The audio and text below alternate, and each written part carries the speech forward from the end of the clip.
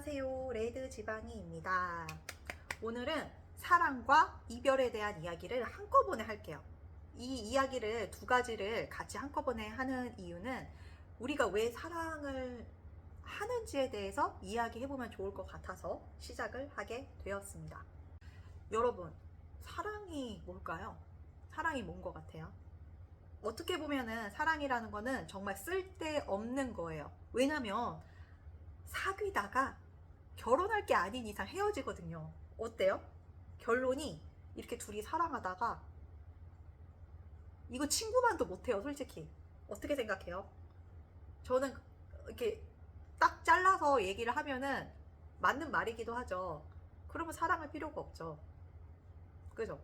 근데 그럼에도 불구하고 우리는 왜 이런 쓸데없는 감정 소모를 할까요? 이렇게 찢어지고 아픈 마음을 겪거나 사랑을 하고 이별을 하고 어떨 때는요 그 사람 하나 때문에 하루가 무너질 때도 있고 며칠이 무너질 때도 있고 일상 스케줄이 엉킬 때도 있어요. 그런 감정 소모라고 하죠. 그런 감정 소모를 왜 하는 걸까요? 지금 이 순간 내가 살아있다는 감정을 느낄 수 있는 그런 가장 강력한 경험 때문이에요. 만약에 누군가를 진심으로 좋아하잖아요. 그러면은 그 사람에 대해서 알고 싶고 그 사람의 내면도 보고 싶고 그 사람과 함께 있고 싶고 이런 감정들이 결국에는 쌓이고 쌓이다 보면은 결국에는 나를 성장시켜 주는 거예요. 그리고 우리의 삶이 100세 시대라고는 하지만 언제까지 살지 모르죠.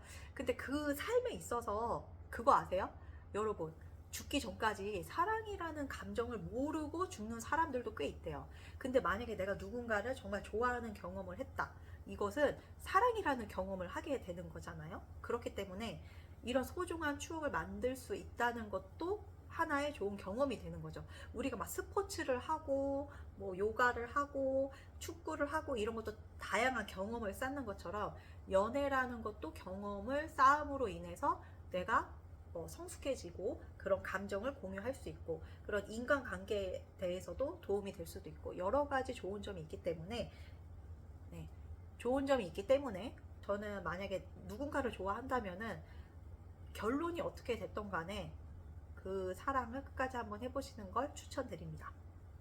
첫 연애 스타트가 21살이었기 때문에 저를 빗대어서 만약에 21살에 누구를 사귀게 됐어요. 그러면은 그거는 저의 인생의 21번째 페이지의 인생을 만들어 준 거죠. 그 삶의 한 페이지를 채워주는 소중한 시간이라고 생각을 해요. 만약에 22살에 연애를 했다. 그러면은 22페이지에 내가 사랑이라는 감정과 경험, 그리고 슬픔, 이별까지 경험을 했다. 이런 식으로. 그러니까 연애라는 거를 뭐 3개월을 사귀던 1년을 사귀던 2년을 사귀던 그런 것들이 어쨌든 추억이잖아요. 일반 친구들 관계에서는 할 수 없는 둘만의 소중한 추억이기 때문에 그런 경험을 하는 거는 좋은 것 같아요. 둘이 서로 감정도 공유하고 스킨십도 하고 서로 이제 사귀다가 이제 헤어지는 이별을 맞이하게 되는 부분을 한번 설명을 해볼게요. 둘이 사귀다가 헤어져요. 자, 서로 좋아하다가 한쪽이 이별을 먼저 고하게 되는 거예요. 한쪽은 너무 좋고 한쪽은 이제 내가 분명히 너한테 시그널을 줬는데 너는 그걸 이해를 못해? 그러다가 헤어지자는 얘기를 하는 거죠. 근데 이 친구는 너무 좋은 거예요, 아직. 하지만 이별을 해요. 그때 A가 A, B라고 할게요. 이별을 고하고 싶은 A는 B에게 어떤 행동을 해야 성숙한 이별 방식일까요? 한번 이야기해 볼게요.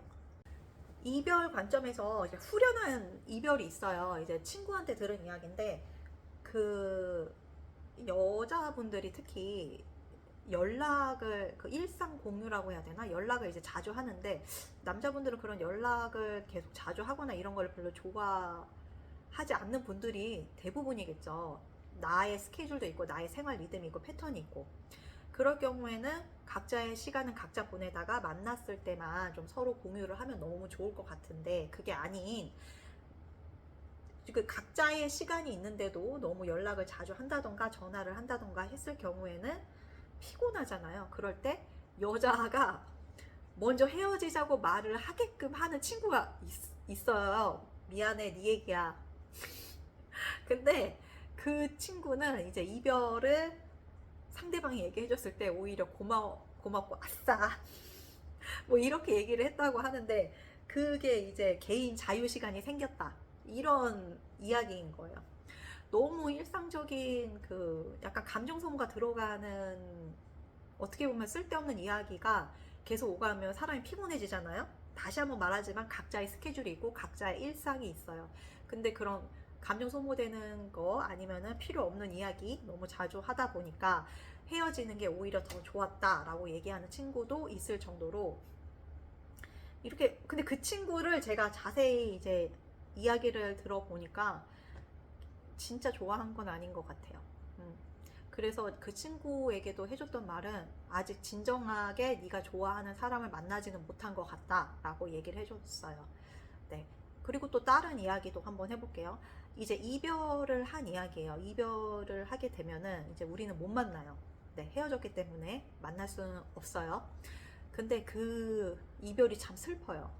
저는 항상 차여봤습니다. 네. 그래서 그 차였을 때, 이별을 당했을 때 고통을 더 많이 알고 있는 것 같아요. 그래서 이별을 당한 날부터, 네, 일주일, 그리고 한 달, 두 달, 세 달을 얘기를 한번 해볼게요. 이별을 당한 날, 특히 이제 만약에 카톡으로 이별을 받잖아요. 그러면은 많이 힘들어요. 받는 순간, 이별을 받았어요. 그러면은 어떨 것 같아요? 그거를 직접 이제 그런 시그널로 우리가 이제 이별을 할 거다가 아니고, 갑자기 이별 통보를 받을 경우, 이런 분들에게 드리고 공감이 되실 수도 있는데, 그렇게 이별 통보를 당하게 되면은 그 글을 다시 한번 읽죠. 이렇게.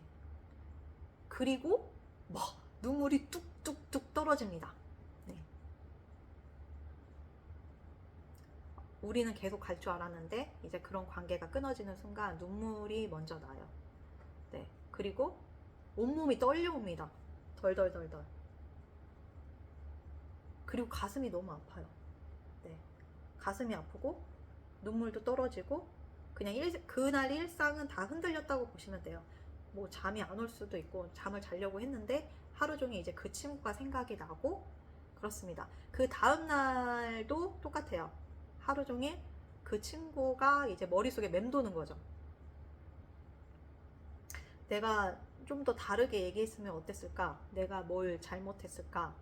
이렇게 꼬리에 꼬리를 물게 돼요. 이미 헤어졌는데. 그리고 이런 그 일상적인 연락이 끊김으로 인해서 공허함이 같이 찾아오고 힘들어지죠. 그리고 눈물은 계속 납니다. 특히 혼자 있으면 눈물이 더 나기 때문에 이별을 맞이한 순간부터 더 열심히 살게 되는 거예요. 낮에 열심히 살지 않으면 그 친구가 생각이 더 나기 때문에 일상을 더, 스케줄을 빡빡하게 채우게 되는 거고, 그 다음에 피곤해서 지쳐서 쓰러지기 전까지 다양한 일을, 물론 이 일이라는 거는 자기 개발도 좋고 운동도 좋고, 어쨌든 이별을 한번 경험을 했다면은 다시 재회는 저는 추천드리지는 않아요.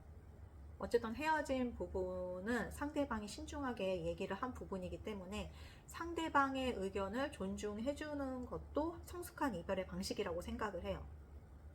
상대방은 헤어지자고 이미 얘기를 했는데 그걸 다시 붙잡으면은 상대방도 스트레스를 받고, 지금 자기가 얘기했던 부분이 존중이 되지 않았다고 생각을 할 수 있기 때문에, 이 채널은 상대방을, 사랑했던 상대방을 배려하는 입장까지 고려하는 채널이라고 보시면 돼요.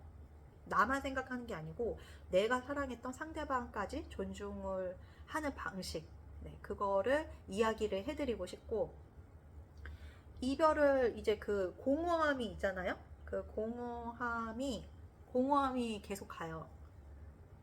낮에도 갑자기 혼자 있는 시간이 있으면 눈물이 날 수도 있어요.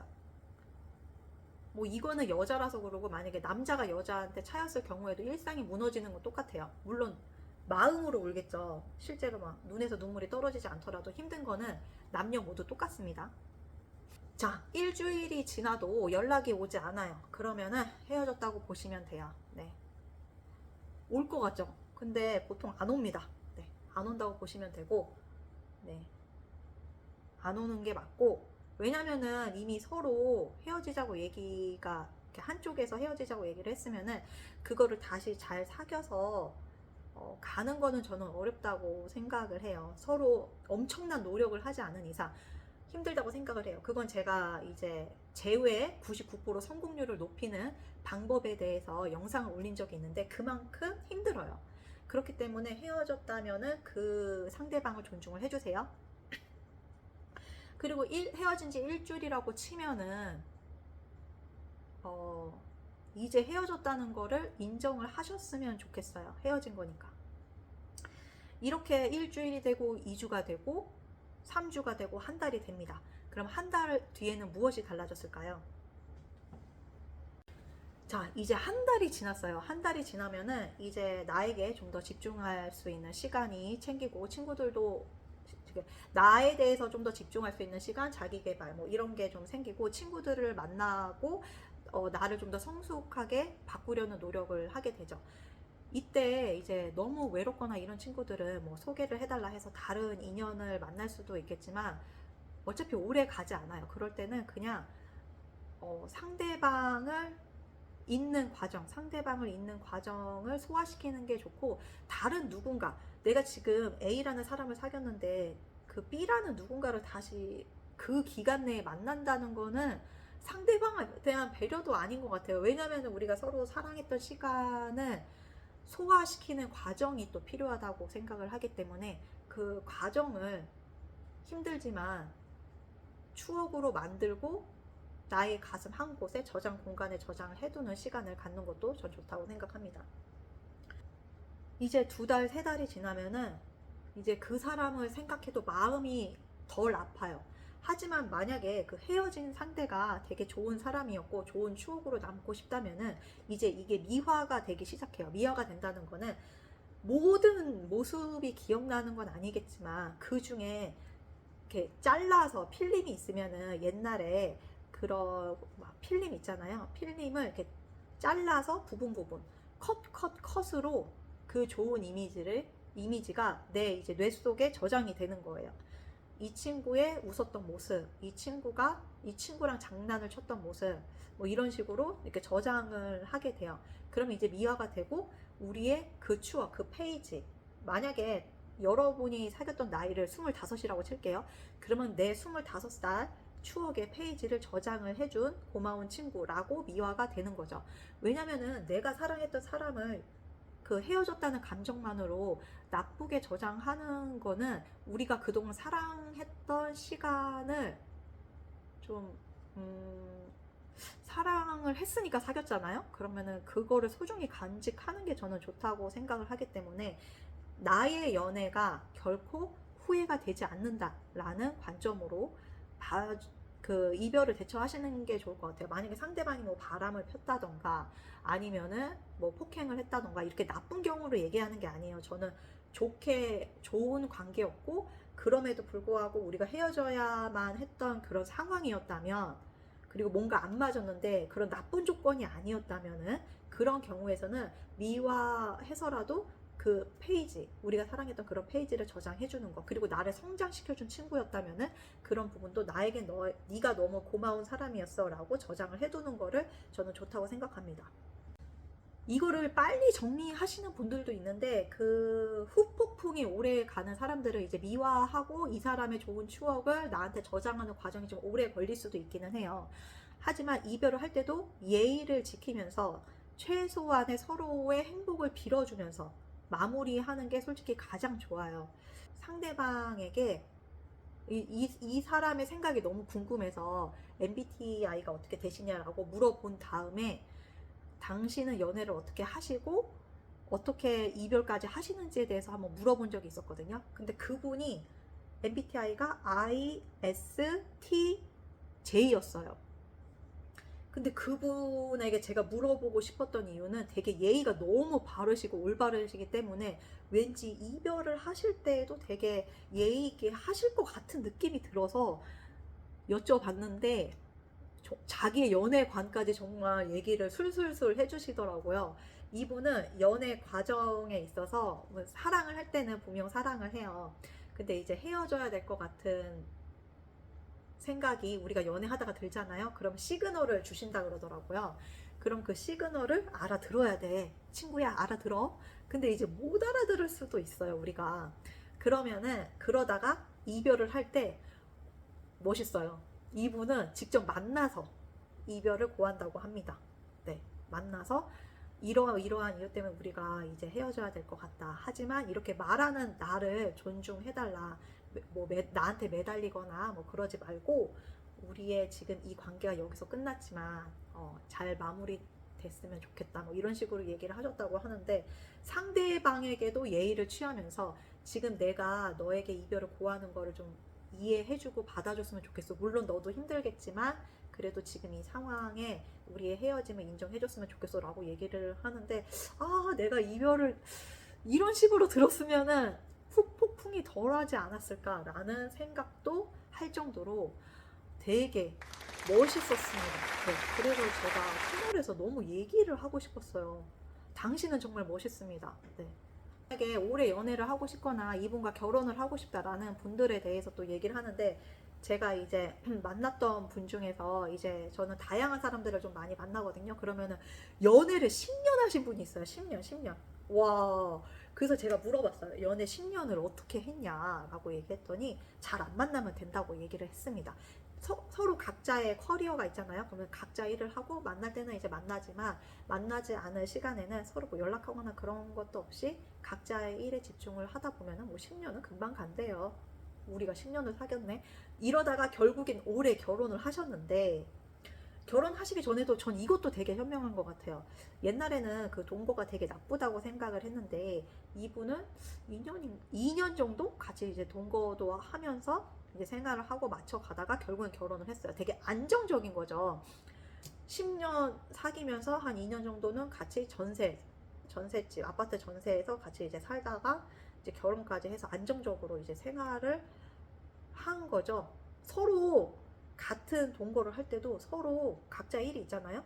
건들질 않는데요. 각자 이제 자기 할 일 따로따로 하고 뭐 보니까 전화로 뭐 반찬 사갈까 뭐 이런 식으로 일정 뭐 필요 부분만 얘기를 하고 나 지금 뭐 때문에 뭐 힘들어 이런 얘기는 뭐 크게 길게 안 했어요. 통화하는 거 보니까 통화 내용 한 3분 정도? 이 정도는 할 수 있잖아요. 그죠? 너무 길게 뭐 한 30분, 1시간 이런 게 아니라 좀 이렇게 짧게 하는 거 되게 좋은 것 같아요. 자, 연애를 오래 하는 방법은 연애를 할 때 너무 가까이 있지 말자. 너는 너고 나는 나다. 이런 식으로 각자의 시간과 각자의 공간을 인정해주고 만날 때는 밥을 먹던 술을 먹던 그럴 때는 좀 재밌게 놀다가 각자의 시간을 가질 때는 각자 일에 집중을 하고 뭐 아침에 일어났어 뭐 이런 내용도 좋긴 하지만 너무 연락을 많이 하지는 말자. 적당한 거리를 유지하면 좋은 점이 뭐냐면은 다 알지 못하기 때문에 사귀다가 보니까 한 1년 지났는데 이런 모습도 있었네. 뭐 2년 사귀다 보니까 이런 모습도 있었네. 라는 알아가는 재미도 있어요. 그렇기 때문에 상대방이 질리지도 않는 거죠. 네, 그렇기 때문에 오래 사귈 수도 있는 거고 사랑을 할 때는 뭐 얼만큼 사귈지 뭐 이런 거 생각하고 사귀는 건 아니잖아요. 그러면은 내가 지금 이 사람과 사귀고 있는 이 시간을 후회 없이 사귀셨으면 좋겠어요. 너무 재지 말라는 얘기예요. 자, 이제 이별을 했습니다. 어떻게 하라고요? 이별은 담담하게 상대방이 그런 얘기를 했다면은 떠나주세요. 네, 떠나주시고 그동안 우리가 함께 했던 소중한 시간은 저장을 해 두시고 상대방이 나에게 이별을 고했어도 상대방을 응원해 주시고 나는 나대로 생활을 하고 상대방이 더 좋게 생활을 할 수 있도록 응원을 해주는 것도 좋은 방법이다. 저는 그래서 그런 이별 후폭풍 음악이나 이별 음악을 만들 때에도 가사가 대부분 네가 나를 떠났지만 그래도 나는 너를 응원한다 이런 가사 우리가 다시 만날 순 없지만 나는 그래도 너를 위해 기도를 해. 이런 가사를 많이 쓰거든요. 그 웹소설을 쓸 때도 그런 식으로 이별을 맞이했어도 상대방을 비난하는 글을 쓰는 게 아니라 그래도 우리가 그동안 즐거웠고 그동안 좋았고 그걸 저장을 이미 해놨고 너의 행복을 빌고 나는 나대로 살겠다. 그리고 우리의 추억은 추억으로 간직하자.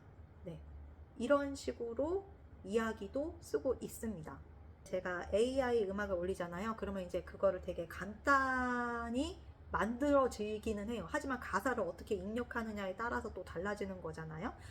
그러면 저는 항상 모든 노래 가사는 그 내용 안에 함축적인 의미가 있고, 왜냐면은 제가 만든 음악은 보통 웹소설, 제가 직접 쓴 웹소설 음악 바탕으로 OST 식으로 음악을 만드는 거기 때문에 제가 쓰는 웹소설 로맨스 판타지는 좀 가벼운 느낌보다는 내면의 깊은 성숙함을 표현을 한 작품들이기 때문에 음악도 들어보시면은 이제 음을 들으시라는 게 아니고 저는 가사 위주로 쓰는 거거든요.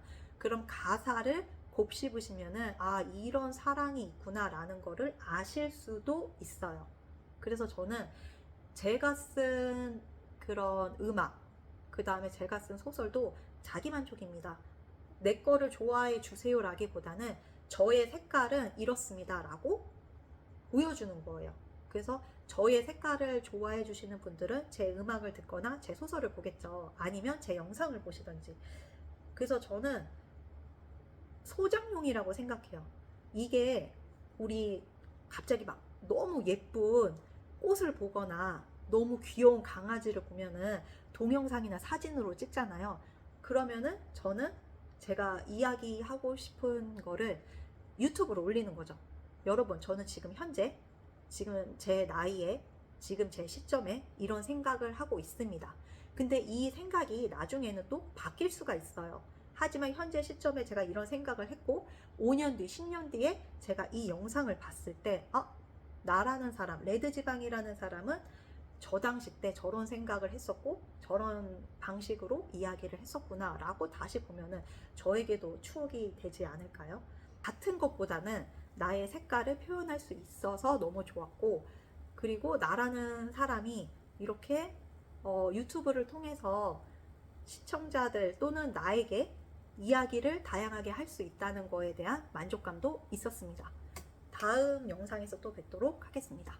감사합니다. 다음에 또 봐요. 다음에 또 봐요. 안녕. 안녕.